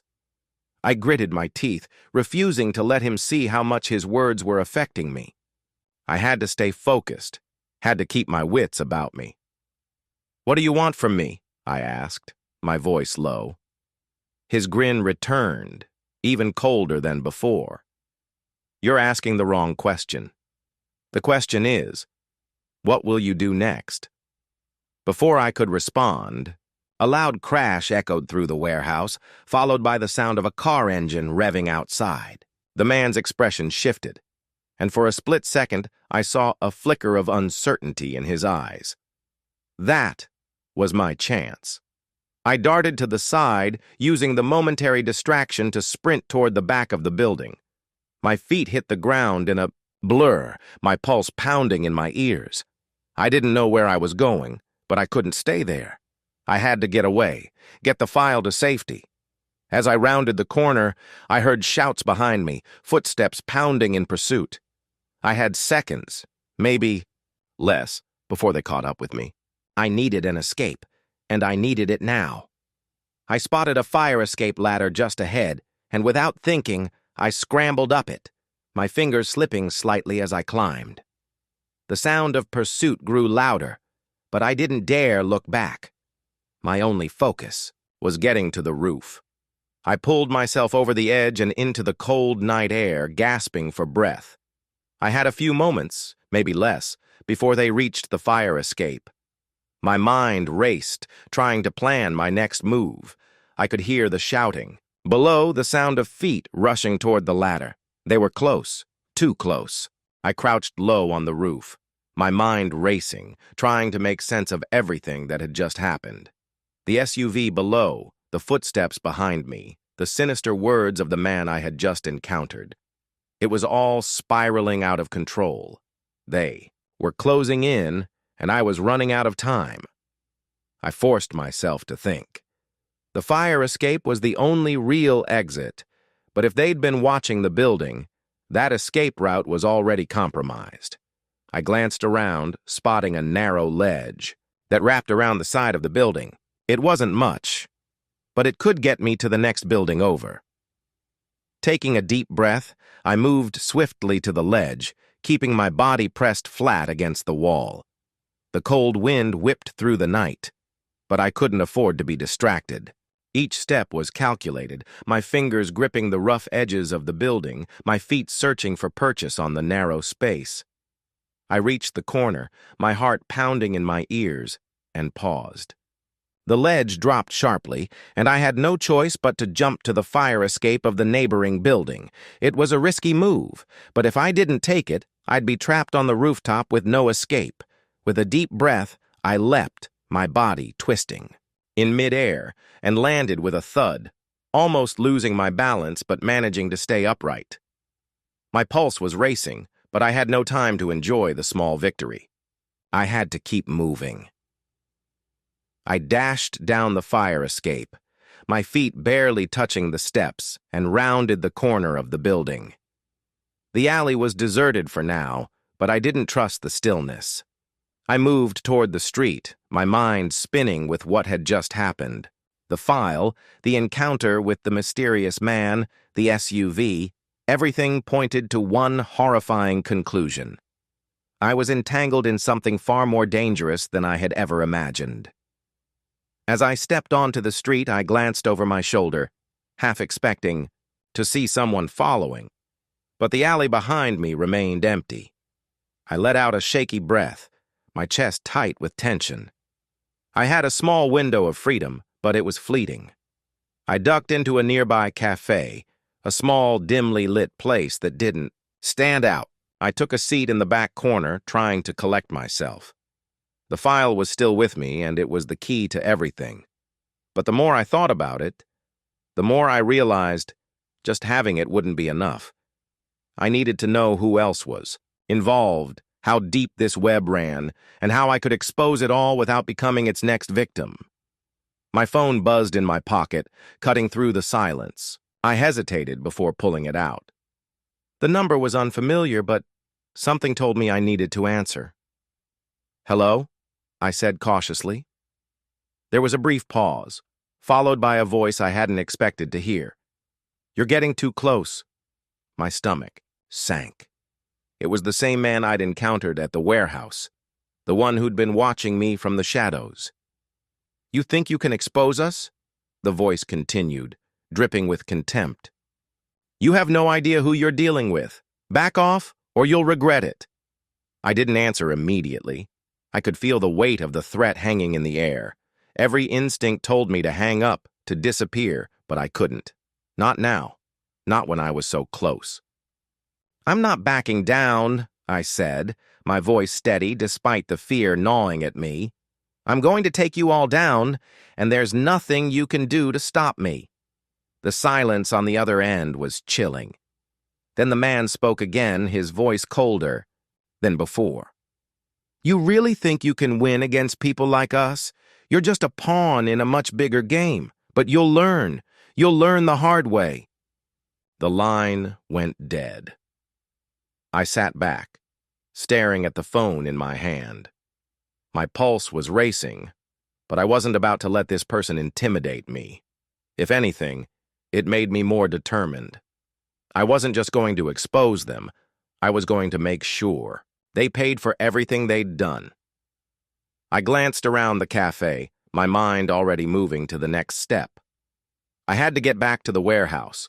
There were too many unanswered questions, too many lies that needed to be exposed. But I also had to be careful. If they were watching me this closely, I couldn't afford to make any mistakes. I paid for my coffee, my hand steady as I counted out the bills. I slipped the file into my bag and left the cafe, taking a deep breath as I stepped back into the cold night. The city felt different now, darker, more dangerous. But it also felt like the calm before a storm. I had no idea what I was walking into, but one thing was certain. The final confrontation was coming, and when it did, there would be no turning back. I walked through the city streets, my mind consumed with the weight of everything that had happened. The file was heavy in my bag, its contents gnawing at me, but it wasn't just the information I needed to focus on now. It was the people behind all of this, the ones who'd orchestrated the lies, the betrayal, the conspiracy. They weren't just faceless shadows anymore. They were real, and they were closing in. I found myself back at the warehouse. It loomed ahead of me like a dark fortress, its broken windows and rusted doors seeming to mock me. But I couldn't back down now. I had to finish this, one way or another. As I stepped into the building, the silence was deafening. The echo of my footsteps reverberated through the empty halls, making it feel like I was walking through a tomb. I wasn't sure what I was looking for, but I knew I had to dig deeper. The clues were here, hidden in plain sight, and I was the one who had to find them. I crept through the labyrinth of rooms, the darkness pressing in on me. I moved quickly, trying to shake the feeling that I was being watched. Every creak of the building, every gust of wind, felt like it could be someone on my trail, ready to pounce. But I couldn't afford to let fear control me. I had a job to do then. In one of the farthest rooms, I found it. A desk littered with papers and photographs, some old, some new. It was the kind of desk that looked like it had been abandoned, yet something about it felt too purposeful, like someone had, left it in a hurry, as if they knew I would come looking. I sifted through the papers, my heart pounding as I flipped through documents that detailed transactions, names, dates, things I didn't understand at first glance, but I knew they were important. And then I found it, a photograph. It was blurry, but it showed Amanda, my wife, standing next to a man I didn't recognize. She looked different in the photo. She didn't have that same soft, loving expression I'd always remembered. No, in this photo, she was wearing a sly smile, one that I had never seen before. And the man, he was standing too close, too intimate. I felt a cold shiver race down my spine. This was it. This was the confirmation that I needed. I stared at the photograph, trying to make sense of it, when I heard a noise. The faintest sound, like a footstep in the distance. I froze, my heart leaping into my throat. Had I been followed? Was it him? The man from earlier? I quickly stuffed the photograph into my jacket and stood up, my eyes scanning the room. Nothing. No one. But I wasn't fooled. I knew I had to move fast. Just as I turned to leave, I heard a door creak open behind me. I spun around, my breath catching in my throat. But it wasn't the man I had feared. It was Amanda. She stood in the doorway, her face pale, her eyes wide with something I couldn't place. Fear, guilt, maybe even regret. She didn't speak at first, just stood there, staring at me like she wasn't sure what to do. I didn't know how to feel. Anger. Betrayal? Relief? This was it, the moment I had feared, the confrontation that had been building up for so long. But I couldn't let her see how much I was hurting. Not now. "What are you doing here?" I asked, my voice rough. She shook, her head taking a cautious step toward me. "I didn't want you to find out like this. I wanted to tell you, but—" Her voice trailed off, and she seemed to struggle with her next words. "I never meant for it to go this far." I laughed bitterly, shaking my head in disbelief. "You never meant for it to go this far? You're standing in a warehouse in the middle of nowhere with people who want to kill me, and you tell me you didn't mean for it to go this far?" I took a step closer, my anger boiling over. "Who is he? Who is the man in the picture? And why are you mixed up in all of this?" Amanda's face twisted in pain. "I never wanted any of this," she said, her voice cracking. I didn't know how to get out. You have to understand. He's dangerous. The man in the picture is part of something much bigger. He's connected to them, the ones who've been pulling the strings all along. I didn't want you to get caught up in it. But I couldn't leave. I couldn't escape." My mind spun with everything she was saying. It didn't make sense. "Why didn't you tell me? Why didn't you trust me?" The question hung in the air, sharp and raw. I wanted to scream at her, to demand answers, but I couldn't, because deep down I was terrified of what her truth meant. Amanda stepped closer, her eyes pleading with me. "I thought I could fix it. I thought I could stop them, but I was wrong. They have too much power. They know everything. They have files on everyone, even you." She reached for my arm, her fingers trembling. "Please, you have to listen to me. You're in danger. If you don't stop now, if you don't leave, they'll kill you." I pulled my arm away, my mind reeling. Everything she was telling me was crashing over me like a tidal wave. Was she being manipulated? Amanda's eyes widened in shock, her lips trembling as she took a step back. "You don't know what you're saying. You don't know what they're capable of." I locked eyes with her, my mind set, my voice firm. "I know exactly what they're capable of, Amanda. I've seen it, I've felt it, and now it's time for them to face the consequences." The room was tense, charged with the weight of unspoken truths. I could see the conflict in Amanda's eyes, guilt, fear, and a flicker of something else, something that made me wonder if she was finally realizing the full extent of the mess she'd dragged us both into. "You don't have to do this," she whispered, her voice breaking. "We can walk away together, leave everything behind. You and me, we can start over." I almost believed her for a second, but then I thought of the photograph, of the lies, of everything that had been kept from me for so long. My heart hardened again. "You don't get to make that decision for me anymore, Amanda. You've made your choices, and I've made mine." She opened her mouth to protest, but then a noise, footsteps, cut through the tension like a blade. I froze, instinctively glancing toward the door. The sound grew louder, closer. "They're here," I muttered, my pulse spiking. "They know I'm here." Amanda's face drained of color. No, you have to go, now." But it was too late. The door burst open with a crash, and I barely had time to react before two men in black, tactical gear stormed into the room, their guns drawn, their eyes cold. "Get on the ground," one of them barked. I didn't move. I couldn't. Not while Amanda was still standing there, her eyes wide with fear and regret. But the men weren't looking at her. They were focused entirely on me. "Now!" the man shouted again, taking a step forward, his weapon aimed at my chest. I could feel the weight of the situation pressing down on me. Every instinct told me to fight back. But I knew it wasn't the right time. I was outnumbered and outgunned. My only option was to outsmart them, to stay alive long enough to turn the tables. Slowly, I lowered myself to my knees, keeping my eyes fixed on the men. I had to think. There was some way out of this, but I couldn't let them see how desperate I was. I had to keep my calm. Then I noticed it.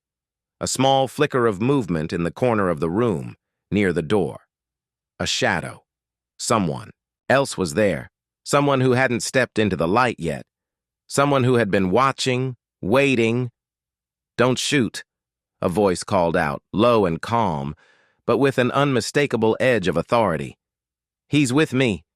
The two men hesitated, their eyes flicking toward the new arrival. I couldn't see the person's face, but their voice sounded familiar, too familiar. And then the figure stepped forward, emerging from the shadows. It was David Mercer. My stomach churned at the sight of him. The man who had betrayed me. The man who had been part of the plot all along. He was standing there, as calm as if he were watching a business transaction unfold, like none of this had ever mattered to him. "You," I spat, my voice full of venom. "You're the one behind all of this." Mercer didn't flinch. He smiled, that cold, calculating smile that made my blood run cold. "I've been trying to warn you, but you just wouldn't listen, would you?" I clenched my fists, but the men were still keeping their guns trained on me. I had no choice but to listen, at least for now. "Why?" I demanded, my voice low but filled with fury. "Why involve my wife? Why drag her into this? Why all the lies?" Mercer's smile widened. It wasn't personal. Amanda was just collateral. She was in the way. And as for you? Well, you've been a useful pawn. But now you're a liability. You know too much, and that means you need to disappear. His words hit me like a punch to the gut. I couldn't believe it. He had been playing me the whole time. But there was something else in his eyes. Something that made my blood run colder than the night air. "You think you can get away with this?" I asked, my voice barely above a whisper. Mercer stepped closer, his cold gaze never leaving mine. "You're already too far gone, and now you're trapped. I suggest you think carefully about your next move, because if you don't, this is where it ends for you." I looked over at Amanda, who was standing off to the side, her face pale with fear. She hadn't moved, hadn't tried to run. The realization hit me like a wave. She had never intended to help me. She had been just another part of the game, another piece moved around the board to keep me off balance. I had been set up all along. But I couldn't afford to dwell on that now. There was no turning back, no retreat. If I was going to make it out of here alive, I had to make my move, and it had to be fast. "Don't be too sure of yourself, Mercer," I said, standing, up slowly, the tension in my body coiling like a spring. "You may think you've won, but you're wrong." Mercer raised an eyebrow. "What's this?" The tension in the room thickened, the silence broken only by the faint hum of the fluorescent lights above. Mercer's smile faltered for just a moment as he processed my words. His eyes flicked between me and the armed men, as if weighing the possibility that I might have something up my sleeve. But his confidence was unwavering. He had always been the one pulling the strings, the one who believed he could control everything. "You think you can just walk away from this?" he sneered, his voice dripping with disdain. "You're too far gone, my friend. You're in my world now, and you don't have the power to change anything." But I wasn't listening to him anymore. My mind was racing, calculating every possible angle, every move I could make. I had to act fast. I wasn't just going to let this be the end of my story.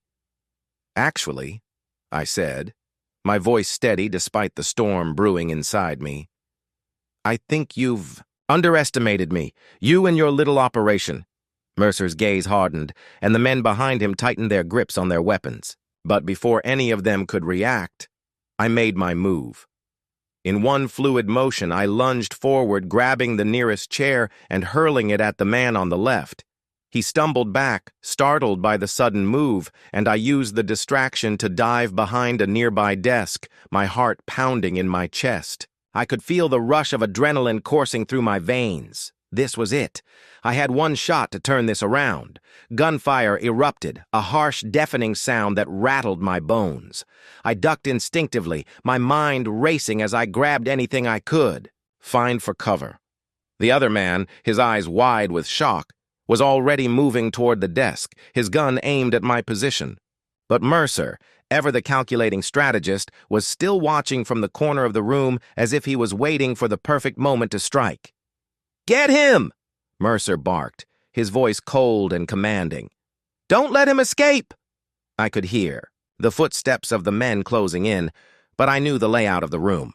I had to make it to the exit, to the stairs leading to the alley where I could vanish into the night. The door was just a few feet away, but it felt like miles.